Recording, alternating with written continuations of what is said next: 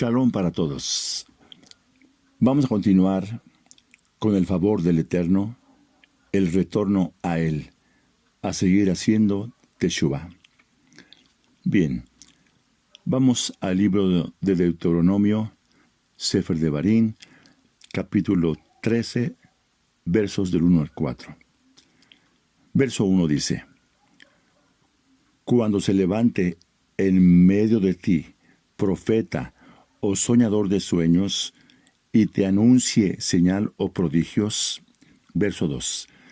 Y si se cumple la señal o prodigio que él te anunció, diciendo, vamos en pos de dioses ajenos que no conociste, y sirvámosles. Verso 3. No darás oído a las palabras del tal profeta, ni al tal soñador de sueños, porque el Eterno tu Elohim los está probando para saber si aman al Eterno su Elohim con todo su corazón y con toda su alma. Verso 4. En pos del Eterno su Elohim andarán, a él temerán, guardarán sus mandamientos y escucharán su voz. A él servirán y a él seguirán. Como vemos hoy en día, muchas religiones, si no es que todas, son creadas por testimonios de algún profeta. La pregunta es, ¿los profetas del Eterno crearon alguna religión? Por supuesto que no. Ellos se dedicaban a anunciar al pueblo del Eterno lo que Él les había ordenado. Y siempre el mensaje era arrepentimiento, obediencia, fidelidad, volver a Él, a hacer Teshuvah. Esos fueron los profetas del Eterno. Pero, desafortunadamente, salieron profetas del mundo y se crearon muchas religiones.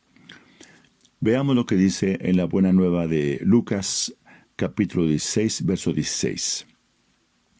La Torá y los profetas se proclamaron hasta Juan. Desde entonces se anuncian las buenas nuevas del reino del Todopoderoso y todos se esfuerzan por entrar en él. Como vemos, los profetas del Eterno fueron hasta Juan. Como vimos en el libro de Deuteronomio, el Eterno nos está probando para saber si lo amamos solamente a Él, no haciendo caso de ningún profeta, para que no caigamos en desobediencia. Vamos a ver la importancia del profeta Juan en su ministerio.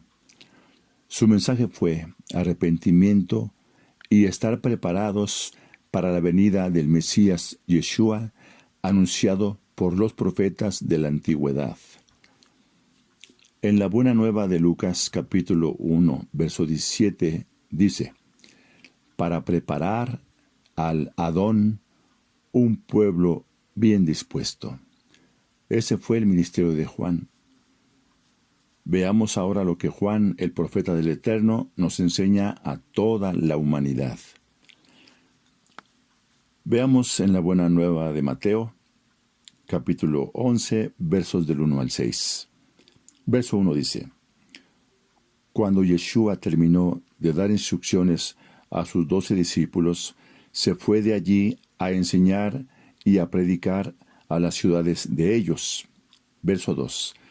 Y al oír Juan en la cárcel los hechos del Mesías, le envió 2 de sus discípulos para preguntarle, ¿eres tú aquel que había de venir, o esperaremos a otro? Verso 4 dice, respondiendo Yeshua les dijo, vayan y hagan saber a Juan las cosas que ven y oyen. Verso 5. Los ciegos ven, los cojos andan, los leprosos son limpiados, los sordos oyen, los muertos son resucitados, y a los pobres es anunciado la buena nueva. Verso 6. Dichoso es el que no haya tropiezo en mí. Muchos dicen que Juan dudó, que por eso mandó a sus discípulos a preguntarle, pero en realidad no fue para preguntarle si él era verdaderamente, sino que fue para que no hubiera ninguna duda de que Yeshua es el Mesías verdadero. Por eso mandó a dos de sus discípulos, porque la Escritura nos enseña que por medio de 2 o 3 testigos se declara todo como verdad. Miren lo que dice en la Buena Nueva de Mateo, capítulo 18, verso 16. Mas si no te oye, toma aún contigo a 1 o 2, para que en boca de 2 o 3 testigos conste toda palabra. En Deuteronomio capítulo 19, verso 15 dice: solo por el testimonio de 2 o 3 testigos se mantendrá la acusación.